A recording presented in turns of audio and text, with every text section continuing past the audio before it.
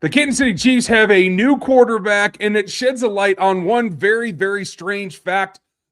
The salary cap does not exist. Today on Locked On Chiefs. From the land of the free and the home of the Chiefs, this is the Locked On Chiefs podcast. Welcome in, Chiefs fans. We appreciate you being here with us yet again and making us your first listen here on Locked On Chiefs, your daily podcast for the Kansas City Chiefs on the Locked On Podcast Network, otherwise known as the number one sports podcast network in America. That's the way we're going to put it. We appreciate you everydayers being here. We couldn't make it happen without you. And the Everydayer Club is a new thing that if you're not one of them yet, you can get in on and get subscribed there, and you get some nice benefits, including being in our exclusive Discord section, as well as some audio that I think you guys might enjoy a little bit differently. We have a lot to go over. I am back from overseas and looking forward to all the changes. We're going to run it all down. The immediate stuff today and on through the week as we recap what's going on in Kansas City. I'm Ryan Tracy, the founder of Rogue Analytics and Performance Consulting, the home of the Athletic Matrix for all of you draft nicks out there. If you want to know, if you want Raz taken up a 10 notches, then go get the Athletic Matrix, because it's more than just historically comparing raw scores on the draft metrics. Then get over to NFL33.com and RGRfootball.com, where me and my teams do the rest of our work. And then get to KC Chiefs Corner, where Chris does his work. And you can always find us here now in our, 9th offseason, about to be our 10th season coming up. We've done this for a very long time, and 25 years covering this team combined between us. That is so much to say that every time we cover something, it's just a little bit new. We've been here for a lot, but the Chiefs have a new quarterback, a guy you could call a journeyman, but has starts in the league, a little bit of a departure. We'll talk about what that means. The bigger question is what it touches off, and that is the salary cap and how they were able to get this done, given the fluctuations that we've seen recently. And we'll talk all the numbers and what that really means for the functioning of this salary cap now that we have an estimation of what's coming as well. So we're going to wrap it all up. Cap versus quarterback versus where we start. And Jake Haener is a name you might remember. If you're a Kansas City Chiefs fan, well, welcome. This is Back to the Future Part 4, because Nico Remigio played with Jake Haener back at Fresno State. That was his college quarterback. Now back on the roster. Got on the field. I think it was 8 games total, including a start for the New Orleans Saints. Then they brought in a couple of journeymen before they figured out what I told them last year that they ought to have done, and just starting Tyler Shuck. That meant that there was an expiring contract, and Haener decided, a former 4th-round pick, to try a new avenue, maybe try something that gives him, I think, a really, really good way to make another statement. He's got to know at his age, he's not the long-term replacement backup for Patrick Mahomes, but it gives him a really, I think, ideal way for him to have a chance to get on the field and take the leap. We'll talk about why he did it, but what do you like of the signing so far? It's interesting to me. I would not have expected them to do this, but here we are. And, came out in the 2023 draft, has a little bit of experience, has played in the NFL. I'm going to be really curious to see what kind of deal they gave him. I think that's going to tell you a lot. And this kind of goes back to what Matt and I talked about a little bit last week on the show. And before Adam Schefter came back out and said, which was interesting timing, that Gardner Minshew was ready and available for the offseason. So the fact that they're saying that last week, the Chiefs go out and sign Jake Haener this week, kind of makes me think that Gardner Minshew might not be back in Kansas City in 2026. It's still possible. We'll see. But the reality is, and this is the other thing that we talked about on the squad show, if anybody watched that for anybody that watched that on Thursday, you look at what happened in that, or you look at where the Chiefs are, they needed a QB regardless. It doesn't matter if it's going to be Gardner Minshew or they went some other direction. They're likely going to need to carry 5 QBs on the roster for training camp, because regardless of what you think about Patrick Mahomes and his chance of being able to make it back for the regular season, they need 4 quarterbacks that can actually throw and participate in things in training camp. So and OTAs. Well, yes, and OTAs, but for sure training camp. But so to me, this move could just be a matter of they want to get him in the system. They want to get him acclimated to the offense because he's got 3 months to prep for being able to really run the OTAs. Lots of different things can play into this, but the thing you definitely don't want is you don't want Chris Oladokun to be default starter going into OTAs because he's the only one that knows the offense. And it's possible that you could bring back Gardner Minshew and he comes back and is able to go in and run OTAs and probably training camp. That's possible. We'll see. But even if you bring back Gardner Minshew, you're still going to need another quarterback on top of that because you need 4 going into OTAs. And yeah, I would argue OTAs, you could actually have, well, you won't have trial players, but you could have some guys that you bring in from UDFAs that maybe you decide you want to sign, but you're going to have something going into the off-season workouts on the field at least. Yeah, I agree. It's a volume thing at this point. It could have long-lasting ramifications. We'll talk about later in the week once we get a better feel and we hear a little bit more from what this signing means to them, at least publicly. So really quick, you touched on the numbers. Sorry, really quick. He was on the practice squad, it looks like, last year and only made $234,000. So I can't imagine that this is going to be anything that's a substantive contract. So it's probably going to be a low deal. But is this just going to be another guy that's going to compete with Chris Oladokun? Is this going to be the guy that they think is going to start games for him this year if Mahomes can't go? We'll see. Numbers may not tell that story either, though. Sorry. It may not until you get in the offense. Now, I will say that there were certain things about Fresno State that I think do lend themselves to Kansas City. So maybe he has an advantage there. But I will say that this feels like a signing to compete with Chris, not a signing to compete with Gardner or anybody else that could be seen as a primary backup, possible spot starter for Patrick Mahomes. I just don't see that here. But the cap is the cap is the cap. And we won't know until we go through here, at least initial thoughts, and then OTAs about what that looks like, about where they're able to sign, because it's all part of the math about the whole offseason. It could signal a shift in their philosophy towards backup quarterback. Let's be honest. They thought they had a plan this year, and it ends up being it's either Patrick or we're done. I mean, that's really what it becomes at this point. So that could signal a shift there, but that will be partially controlled by what you're able to spend positionally on it, which we know Patrick Mahomes has a huge number. That will change. It has to, but we don't know how yet. And that is where I think it comes in. That's why people had this question about how is it that they're signing people? There's been some movement on the salary cap. We're going to get into it, and Chris is going to explain it all to us coming up next.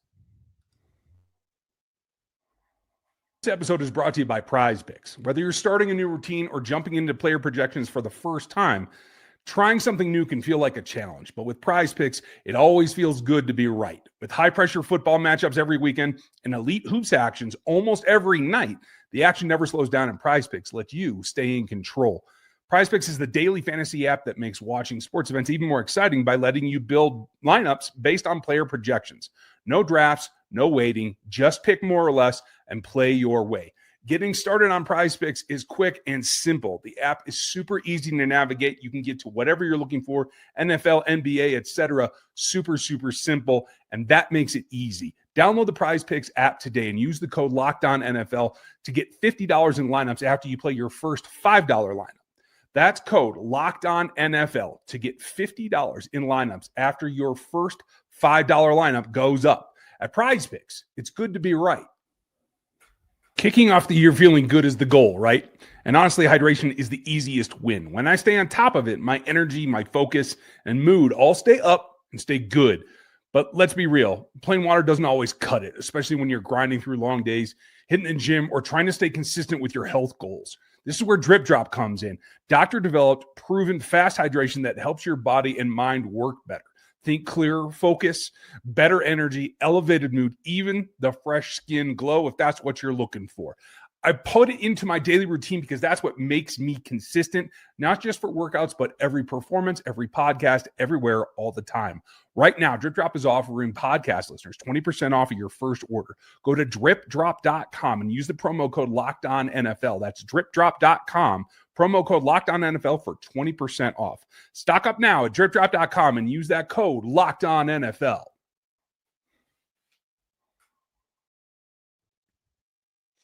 It's been a very, very interesting week, and we know there are Pro Bowl activities going on. Creed and Trey getting ready for that. We're going to talk about them tomorrow, so don't miss that show. And we have some stuff to talk about tomorrow. Yeah, it should be entertaining. We also want to let you know that if you haven't checked out Everydayer Club, you want to get in there. You get two big things by joining this club. You get ad-free audio, and you get access to our Discord. The Locked On Chiefs Discord, where we hang out and talk to everybody directly. There's no back and forth. There's no hitting on X, whether I may see it or I may not. You get invited to that just by signing up. It's at lockedonchiefs.supercast.com, and we'll have a link for you in the description to get into it if you like. Now, this is one of those things where... Discord. Sorry. Yeah, hey, that's what it's for, right? It is a community. Now, last week, I was overseas for working with the day job a little bit, and I'm walking around the streets of Lisbon. Obrigado to everybody in Portuguese. And I'm checking the salary cap just because, I try to keep up when I'm gone. And I'm seeing the number climb, Chris. It's going up from 58 to 60 to 62. I come back, they signed a quarterback, and now it's down to 54, I see. So you tell me, how does this math work? So let's back up for just a moment. And there's a lot that goes into it. The reality is, and I kind of talked about this last week, the Chiefs are waiting to find out what the full salary cap is, and they probably have a better idea than what was actually released to the media. But the media got a release saying that the salary cap was going to be between $301 and I think $305 million, which is almost $10 million more than we expected it to be. And that's per team. So, I mean, you're talking $300 million more salary cap going to NFL players, over $300 million more in salary cap possibly going to players in 2026. So that helps Kansas City. And when you start looking at how this is going to work for the Chiefs, as of right now, they're looking at about being under $54 million over. And that doesn't include the deal that they just signed with this QB2, mainly because, one, we don't know what he was signed for, but secondarily, because it's only top 51 contracts, and the Chiefs actually have 52 players, I think, under contract that we know of right now. That is significant because you have to be under the salary cap when the new league year starts, which is in the middle of March. So that will be something we'll be definitely talking more about and getting into at the time. But the reality is we don't know what the full salary cap is going to be. We assume it's going to be somewhere in between 301 and 305. So right now it's kind of being calculated around 303, which gives them about $54 million of things that they need to fix and get adjusted for in 2026. And Patrick Mahomes' contract is definitely going to be something that they will have to deal with. The question is do they do an extension and not necessarily rip up the deal, but really shift it and change it? Or is this just going to be another one of those years where they just kind of take the money and move it forward another year and kick the can down the road? Yeah, that really is the big question. Officially, it is March 3rd to designate franchise and transition tags. It is March 11 is the first day of the new league year. Yep, and you can start tampering on the 9th. Oh, yeah. It's a good way to put it. Start tampering. You can conclude your tampering sessions by the 9th. Yeah. But no new deals can be signed until the 11th. Sorry. Right. Set them all up, knock them down once the tampering session hits. So what you're saying is that this projection, along with a couple other things, is what has reduced the Chiefs' cap restriction as we see it, right? Yeah, and again, this really depends on, what do the Chiefs think that, or what does the NFL end up getting to when it comes to the salary cap? I would imagine it's probably going to be around $303 million, which would leave them about $55 million that they need to get figured out. And if that's the case, I mean, $20 million off the top is Juwan Taylor. If you cut Juwan Taylor, that takes your salary cap issues down to, only $30 million, which sounds like a lot, but considering Mahomes himself can free up 45-ish, that's almost nothing. And quite frankly, the question becomes, what do you want to do? What do you want to do with this offseason? Because the reality is, and we kind of talked about this a little bit on the squad show as well, the reality is that another person that makes a ton of money is Chris Jones. And he's got a $45 million cap hit in 2026. And what do you do with that? If you spread it out, you make it hurt more in the future years. So yes, you can, but do you want to is going to be the question on that. Yeah, that is going to be the question. And it comes down to it. Chiefs right now, as I'm looking, are still by far, by at least 25%, the worst team in terms of cap space condition right now. They are number 32. They're that far over. Even worse than the Vikings that just fired their general manager out of the blue. Although it wasn't out of the blue, and I'll have a piece for you on NFL 33 about that, you guys. But here's the thing, like I don't worry about that because I know that they're going to do something with Mahomes. Like he's got an $80 million cap number. There's no way they're carrying him anywhere near an $80 million cap number. They've planned for and I say all this to say this. They've been planning for years how they're going to deal with his cap number. There will be some changes. There will be some moves that they have to make, and they'll look at their roster and say, okay, well, we can't really do this. We need this kind of money, so we need to do this. And they will move and shift things around for that.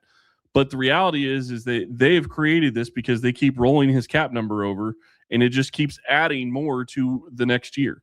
And if they roll it over this year, it's like an $11 million that will be added to next year, and he's already at $75 million next year. So he'd be at $86 million next year. So Can they do it? Yes. But here's the other thing. With Mahomes, you don't worry about it because you know the future. You know he will be here long term. You know you've got him under contract through 2031, and you know that he wants to continue staying in Kansas City, and there's going to be an extension at some point in the future. But when is that going to happen? We don't know. This was the first year that people started to think that it would. Sorry. Yeah, this was the first year that I had targeted as well because of getting to this point where the cap number is over $75 million. It's just untenable despite the growth. And honestly, where were we when we signed this contract? We were in the 260s for cap, were we not? Yeah, something like that. Maybe we were even lighter. I can't remember. Well, I can tell you this. No, it was even lighter than that. And we thought that this might be a space, despite all this jumping that we've done, where the cap has grown probably 15% since then. Okay. It was just too untenable to really go past. So when did he sign this deal? 2018. I believe no, he was drafted in 2018. So 17 he was drafted. So I think this was 21. Right. Okay. So in 2020. No, I think it would have been, he would have signed his deal right after he was eligible. So 3 years into his contract. So he would have signed it, I think, in 2020. The maximum salary cap in 2020 was $198 million. Okay. Yeah. According to it actually went down in 2021 to $182 million. And then in the last 5 years, it's jumped over $100 million in 5 years. It was officially July 6th of 2020 per over the cap. So you're right. Go. So yeah, over $100 million in cap growth. And basically what this shows us is that by next season, he could be, 85% of that. He's already 80% of it now. So this is the natural spot to put a break in it. And I do think that can happen. What does that mean for the future? What does it mean to how they navigate that? Well, it was 6 weeks. 6 weeks till new league year. How do they get through this cap? We're going to look at that coming up next. New year, new systems. This is the time when a lot of us look at messier parts of how we run our businesses and think there has to be a better way. And there is. Streamlining your communications is one of the quickest upgrades you can make. That's why today's episode is brought to you by Quo, spelled Quo. the smarter way to run your business communications. Because when your team is reachable, organized, and communicating in one place, you're not just working cleaner, you're creating more opportunities to connect with customers. I love how simple Quo makes everything. Your whole team can call and text from one shared business number so nothing gets missed. Everyone sees the full conversation thread, which makes replies faster and more personal. It works right from your phone or computer, and you can even keep your existing number. And Quo's smart AI tools automatically log calls, summarize conversations, and highlight next steps so details never slip through the cracks. It's no surprise Quo is the #1 rated business phone system on G2, trusted by more than 90,000 businesses, from solo operators to growing teams. Make this the year where no opportunity and no customer slips away. Try Quo for free, plus get 20% off your first 6 months when you go to quo.com/lockedonnfl. That's QUO.com/lockedonnfl. Quo, no missed calls, no missed customers. There's nothing like being in an NBA arena. The crowd, the energy, the movement. Getting tickets, though, that part isn't always as simple. That's why Game Time has become the go-to app for scoring tickets fast, without the hassle. It puts the advantage back where it belongs, with the fans. Just a bit ago, I pulled up the Game Time app, picked an upcoming NBA game, and had tickets locked in within minutes. I love seeing the all-in price up front with no surprise fees at checkout. Being able to see the view from the seat before you buy makes the decision easy. Zone deals stood out. Choose a section, Game Time picks the seats, and you save.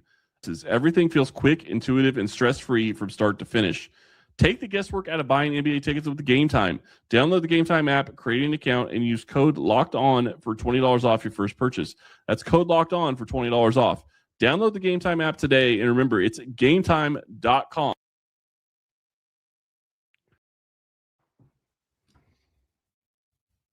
I'm having trouble, so I'm sorry. It's always good to have extras. Considering I was sitting here laughing at you doing your mental math, yeah, sorry, I just kind of spaced on that one. Yeah, it's been a long 10 days for me, and it really does pique my interest when I'm reading these things about where the cap's going and that kind of thing. But the mechanics of it are still the same. You still have to get down by that deadline. You still have to be able to look out for and not get surprised by any bonus structures that you have to pay out that were what's the clause for it? Not expected to be earned. Not likely to be earned. And so when that hits, you got to have some built-in backup for that as well. It seems that as much as, I'm on a plane looking at coaches' film from college so I can evaluate talent in this draft, what the GMs have to be doing is doing that, plus looking at the free agent class that's about to come around and trying to balance this cap stuff. It is a lot going on. The crunch is real. And so I think when we break it down about what has to go on, like you said, 52 under contract. That's close to what you're going to have overall, but that means you still have a ton of signings to get ready to go to OTAs in camp. That's a lot of money out the door that you have to get sorted out in the next 6 weeks. So my question to you is, what do you think is the first domino to fall? I still think the first domino to fall is going to be Juwan Taylor getting cut. I just can't imagine that he's back on this roster. They have somebody already to replace him in Jalen Moore. There's an argument to be made, and I'll be very curious when we start getting into talking about the draft. There's an argument to be made that maybe the best position on the board or the best player on the board when the Chiefs draft is going to be a right tackle. We will see. I'm not saying that's what I want, but you have no control. If you're going to stay at 9, you have no control who the teams above you are going to take. So if that's the best player on the board, I'm not going to hate it because you're protecting Patrick Mahomes and you're investing in your best player and the best player in the NFL. So it is what it is at that point. So I still think that's the first move is Juwan Taylor is going to get cut, and that's going to free up $20 million. And there's a ton of other moves you could make that are pretty simple. And I would assume that some of them are going to be made. Some will be made on top of the Mahomes deal. So I think the writing might be on the wall for Drew Tranquil. It's a $6 million savings versus I think 1.5 in dead money. I feel like those two are pretty straightforward. And then if you're working on the whatever you plan to do, whatever you had originally planned to do, as you put in the last segment for Mahomes, that could be the core restructure of what you need to get your cap number back to manageable, correct? Yeah, I mean, Christian Fulton is another 5 you could do. Mike Dana is almost another 9 you could do. I think Fulton's going to be a starter on this team next year. He could be. I'm just saying those are some of the numbers. Those are some of the bigger numbers of guys that you could look at if you really thought you wanted to free up some cap space. So it's possible Fulton's the starter next year, and I'm, it is what it is. But I'm just looking at it from the perspective of what gets you the most money. And that also doesn't take into account restructuring Creed Humphrey, or restructuring Trey Smith, or restructuring Chris Jones, or restructuring any other. George Karlaftis is another one you could look at restructuring. So lots of different things you could do there. The bigger issue that you're going to run into is, what are you going to do and how are you going to keep some of your players? Because over the next couple of weeks, what I would imagine we're going to find out is that you're going to get some re-signings. I don't know who. And the other question that plays into this is, what do you do with your exclusive rights free agents? What do you do with your restricted free agents? Those are things that have to happen before the salary cap is set on March 11th is when you have to be under it. Correct. And here's the hard part about it is there's some significant names in that group, guys that played significant roles on this team last year, including, I believe, Kevin Knowles, Tyquan Thornton, who I believe will be not an exclusive rights, is he? No, he's a free agent. Like he's a UFA. Yep, he's a UFA. Okay. Yeah, your restricted free agents are Mike Caliendo and Cole Christensen. Your exclusive rights are Eric Scott, Nico Remigio, Keontae Ingram's also a restricted rights free agent. Matt Ariza is exclusive, and I think that's it. So of those, the only one that I really am too worried, I mean, not even worried, but like I'd bring back Ariza as an exclusive rights free agent. There's no reason not to. I thought he actually played better this year. I thought he looked better as a punter and was more comfortable. So, and you're not paying him big money. So I think the interesting one there is Mike Caliendo at 29 years old is a restricted rights free agent. That's interesting. And I think you want to talk about interesting? Cole Christensen is also 29 years old and is a restricted rights free. Yeah. Okay. I thought for a second I thought he was exclusive rights, and no, but he's a restricted rights. That is quite the statement there, and quite frankly, I think Mike Caliendo has been surpassed by Hunter Norzad, and with Kingsley Suamataia on the interior, I think you have what you need there. I think our story, correct me if I'm wrong, the spinning record still spins. Our story is about tackles. Yep, I would say. I think you have your left tackle of the future with Simmons, and you have to figure out your right tackle situation. And I still think, I'm not going to say that they need to go draft the guy, the right tackle, but I'm not going to hate it if they draft the right tackle, because if they draft the right tackle, more than likely your best pass rusher, the guy that you want at that spot is Bain. Like, a lot of people want Bain, and I get it. Like, I'd love to have him, but I don't know that he's going to be there at 9. So you're going to go trade up to go get him because it gets so expensive to trade up in that range. Yeah. So it's kind of the way I'm looking at it. You take the best player available, and to be quite frank, like I look at that pick, and it could be, I don't want to say generational, but it could definitely be something that could heavily impact this team for the next 5 years if they get the pick right. Absolutely. And honestly, the rest of Patrick's career. We're going to talk about Creed Humphrey and Trey Smith at the Pro Bowl and the interior offensive line and what it means for breaking down the rest of this group. And I will just leave you with this until tomorrow. 4 is not enough when we're talking about offensive tackles. You guys have a great day. Thank you for being with us. Make sure that you join that Everydayer Club so you get the ad-free audio and you get into the Discord.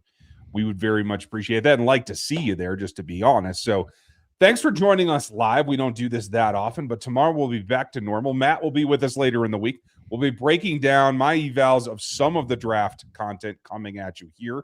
Going to be live over on RGR, so check us out there as well. Thanks for listening today, and we'll talk to you tomorrow.